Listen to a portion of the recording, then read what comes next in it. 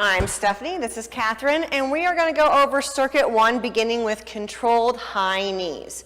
So when you do your controlled high knees, you want your chest open, you're pumping your arms, you're nice and tight in your core, and your knees ideally should get all the way up to hip height. If you can't run, a modification is to do a marching high knee. And you can march fast, you can march slow, but without the jumping. So that is controlled high knees. All right, now we're going to go over the squat. So when you're doing the squat, you want a lot of the weight to be on your heels.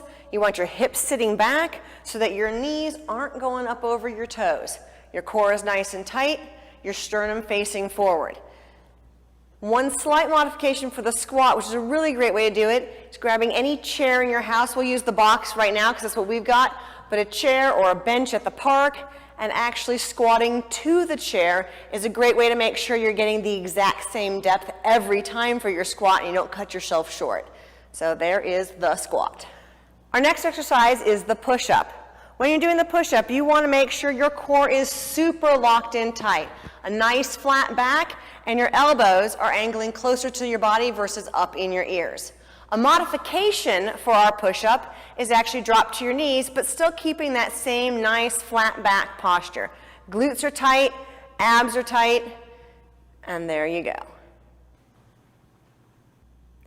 Another modification of the push-up is to use a bench, a table, a desk, a chair, anything that's elevated, but you can still keep a nice straight body line, and you actually get a little bit more core involved with a little less pressure on the arms as a way to go from a modified push-up and working yourself down to a floor push-up.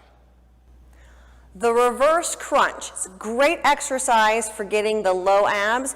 You want to make sure that this space behind your back is flush with the floor. Your back should be in contact with that pad. And then keeping your neck relaxed, your shoulders relaxed, you're just bringing the legs up and down. All the effort on this exercise should be coming from your low abs. You should not be feeling it in your low back. Our next exercise is the Incline Choppers.